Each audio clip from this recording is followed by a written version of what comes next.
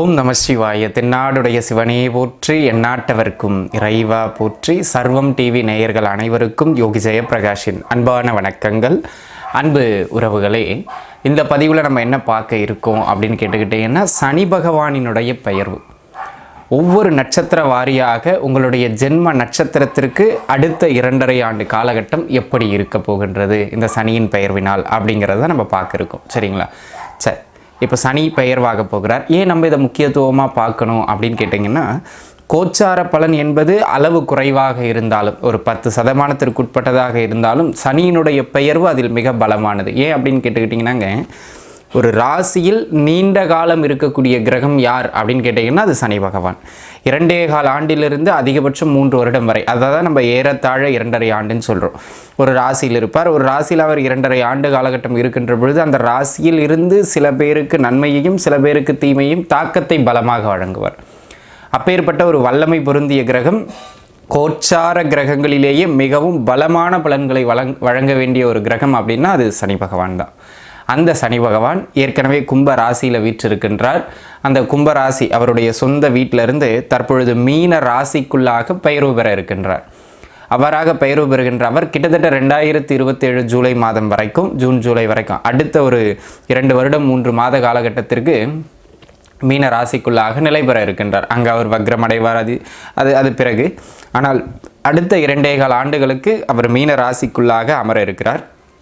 அவ்வாறாக மீன ராசிக்குள்ளாக பயிற்சியாகின்ற இந்த சனி பகவான் எப்பொழுது பயிற்சியாகின்றார் என்று கேட்டால் 2025 இந்த ஆண்டு மார்ச் மாதத்தினுடைய 29ஆம் தினமன்று கும்பத்திலிருந்து மீன ராசிக்குள்ளாக பெயர்வு பெறுகின்றார். இவ்வாறாக பெயர்வு பெறுகின்ற இந்த சனி பகவான் ஒரு சுப வீடு, அதாவது சுக்கிரன் உச்சம் பெறுகின்ற வீடு, இன்னொரு சுபகிரகமான குருவின் வீடான அந்த மீன வீட்டுக்குள்ளாக பெயர்வு பெறுகின்ற சனி பகவானால் உங்களுடைய நட்சத்திரத்திற்கு எங்கெல்லாம் சிறப்பு, எங்கெல்லாம் நீங்கள் கவனமாக இருக்க வேண்டும் அப்படிங்கிறது விலாவாரியாக பார்க்கலாம். தொடர்ந்து வாருங்கள். பூச நட்சத்திரக்காரர்களை பொறுத்த மட்டிலும், பூச நட்சத்திரக்காரங்களுக்கு இந்த சனி பெயர்ச்சி நன்மையை தருகின்றதோ இல்லையோ, இது வரவேற்கத்தக்க சனி பெயர்ச்சி அப்படிங்கிறதுல எந்த விதமான மாற்று கருத்தும் கிடையாது. ஏன் அப்படின்னு கேட்டிங்கன்னா, அஷ்டமத்து சனி அமைப்புகளிலிருந்து சனி பகவான் பூசத்திற்கு விலகுகிறார். இந்த மாதிரி அஷ்டம சனி அமைப்புகளிலிருந்து சனி பகவான் விலகுவது அப்படிங்கிறது ஒரு அற்புதமான ஒரு கிரக நிலையை குறிக்கக்கூடிய ஒரு அமைப்பு. இப்போ பார்த்துக்கிட்டிங்க அப்படின்னா, பூச நட்சத்திரக்காரர்களை பொறுத்த மட்டிலும் உங்களுடைய ஜென்ம நட்சத்திர ராசிக்கு 8ஆம் இடத்திலிருந்து 9ஆம் இடத்திற்குள்ளாக அவர் பெயர்வு பெறுகிறார். அந்த அமைப்புகளில் இந்த காலகட்டம் ஓரளவுக்கு நல்ல மேன்மைகளை பெற்றுத்தரக்கூடிய காலகட்டமாக அமையும். சரி, முதல்ல என்னெல்லாம் நன்மை அப்படின்னு கேட்டுக்கிட்டிங்கன்னாங்க, ஹெல்த் ரிலேட்டடாக இருந்து வந்த மிக கடுமையான தொந்தரவுகள் குறையும். பொருளாதார ரீதியாக இருந்து வந்த மிக மிக கடுமையான நெருக்கடிகள் குறையும். ஆரோக்கியம் மட்டும் இல்லாமல் ஆயுள் பயம் சம்மந்தமெல்லாம் பல பேருக்கு பல பிரச்சனைகள் இருந்திருக்கும். எனக்கு இப்படி ஆயிருமோ, அது இப்படி போயிருமோ, இப்படி வந்துருமோ, ஏதாச்சும் ஆயிருமோ அப்படின்லாம் நிறைய பேர் பயந்துக்கிட்டு இருந்திருப்பீங்க. அந்த மாதிரினா பய உணர்வுகளை எல்லாம் குறைத்து ஒரு பரவாயில்லைங்கிற மாதிரியான ஒரு சகஜ சூழ்நிலைக்கு கொண்டு வருகின்ற ஒரு அற்புதமான காலகட்டம் இந்த சனி பெயர்ச்சி காலகட்டம். அது மட்டும் இல்லாமல் அன்பு நண்பர்களே, பூசத்தை பொறுத்த மட்டிலும் பார்த்துக்கிட்டிங்க அப்படின்னு சொன்னால், இந்த காலகட்டம் கடந்த காலங்களில் என்னெல்லாம் கணவன் மனைவிக்கிடையில் இருந்த அந்த பிரச்சனைகள் இருந்ததோ அதெல்லாம் இப்போ குறையும். இப்போ ஏங்க எல்லாமே குறையுங்கிறீங்க, தீராதா அப்படின்னு கேட்டிங்கன்னா, ராகு கேதுக்கள் அடுத்து உள்ளே வராங்க. அதனால் அது கம்ப்ளீட் 0 பண்ண முடியாது. ஆனால் வீரியம் குறையும், கவலைப்பட வேண்டிய அவசியம் இல்லை. சரிங்களா? ஆனாலும் இந்த கணவன் மனைவி பிரச்சனைகள் அளவு குறைகின்ற ஒரு அற்புதமான காலகட்டம். அதே போல் அன்பு நண்பர்களே, கடந்த காலகட்டங்களில் கடந்த ஒரு 2-3 வருடமாகவே ஏதாவது ஒன்று நீங்கள் செஞ்சுருப்பீங்க. ஆனால் அவங்க மேலே தப்பே இருந்திருக்காது. வீண் பழிகளுக்கு ஆளாயிருப்பீங்க. தொட்டதெல்லாம் உங்களுக்கு பிரச்சனை வந்து சேர்ந்துருக்கும். அதனாலேயே நிறைய பேர்கிட்ட போய் மாட்டிக்கிட்டு இருப்பீங்க. அன்பு நண்பர்களே, இந்த காலகட்டத்தை பொறுத்த மட்டிலும் விட்டு கொடுத்து செல்லணும் அப்படிங்கிறத மட்டும் நீங்கள் மனதில் முதன்மையாக வச்சுக்கிட்டீங்க அப்படின்னா போதுமானது. இன்னும் நல்ல உயரங்களை பெறுவீர்கள் அப்படிங்கிறதுல மாற்று கருத்து கிடையாது. கடந்த ஒரு 3 வருஷமாகவே வந்து பார்த்திங்கன்னா, தொழிலெல்லாம் பின்னடைவாகி ஊரை விட்டு ஓடினா போதுங்கிற நிலைமையெல்லாம் வந்திருந்த நண்பர்களுக்கு கூட அதன் வீரியம் குறையும். கவலைப்பட வேண்டிய அவசியம் இல்லை. இந்த கூடவே இருந்த முதுகில் குத்துனவன், தேவையில்லாமல் நமக்கு வம்பிழுத்து விட்டவன், இவங்க எல்லாம் நம்மளை விட்டு விலகுவாங்க. அந்த மாதிரியான ஒரு அமைப்புகளில் இந்த காலகட்டம் உண்டு. சரிங்களா? அதனை அடுத்த அமைப்புக்குள்ள வருகின்ற பொழுது பார்த்துக்கிட்டிங்க அப்படின்னு சொன்னால், எதை நோக்கி நீங்கள் பயணப்படணும்னு நினைக்கிறீங்களோ அதை நோக்கி நீங்கள் பயணத்திற்குள்ளாக வருகின்ற ஒரு அற்புதமான காலகட்டமாக அன்பு நண்பர்களே, இந்த காலகட்டத்தை பொறுத்த முடியும் தொழில், பொருளாதாரம், ஆரோக்கியம் இந்த மாதிரியான விஷயங்கள் எல்லாவற்றிலும் முழுமையாக ரிகவர்மெண்ட் இல்லை அப்படின்னாலும் பரவாயில்லை அப்படிங்கிற அளவுக்கு அந்த வீரியம் குறையக்கூடியது மாதிரியான ஒரு ஆகச்சிறந்த காலகட்டம். சரிங்களா? அதே போல் இந்த டிரான்ஸ்ஃபர், வேலை செய்கின்ற இடங்களில் ஏதாவது டிரான்ஸ்ஃபருக்காக ஏதாவது எதிர்பார்த்துக்கிட்டு இருக்கீங்க அப்படிங்கிற பட்சத்தில் அந்த டிரான்ஸ்ஃபர்ஸ் எல்லாம் கிடைக்கக்கூடியது மாதிரியான ஒரு ஆகச்சிறந்த காலகட்டமாக இந்த காலகட்டம் அமையப்பெறுகின்றது. அது மட்டும் இல்லாமல் அன்பு நண்பர்களே, இந்த காலகட்டத்தை பொறுத்த மட்டிலும் தொழில், பொருளாதாரம், ஆரோக்கியம் இதை நிமித்தமாக வருகின்ற பொழுது 3 விஷயத்தை நீங்கள் மனசில் வச்சுக்கிடணும். பெருசாக ஏற்றம் இல்லை, ஆனால் பின்னடைவு ஆக மாட்டீங்க, கவலைப்படாதீங்க. அந்த ஒரு விஷயத்தில் மட்டும் நீங்கள் கவனமாக இருந்துக்கிட்டிங்கன்னா போதும். சரியான மருத்துவம் கிடைக்காதவங்களுக்கு கூட மருத்துவம்லாம் டக்கு டக்குன்னு கிடைக்கக்கூடிய ஒரு அமைப்புகள் இந்த காலகட்டம் உண்டு.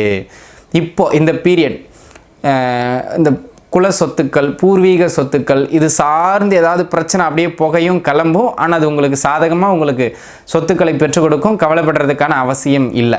ஆனால் கொஞ்சம் சிரமப்பட்டு வாங்கிறது மாதிரி இருக்கும். அந்த ஒன்று தான் பிரச்சனையை தவிர மற்றபடி சொத்துக்கள் கிடைக்கிறதுக்கான அமைப்புகள்லாம் இந்த காலகட்டத்தில் உண்டு அப்படிங்கிறத அன்பர்கள் புரிஞ்சு வச்சுக்கிடணும்.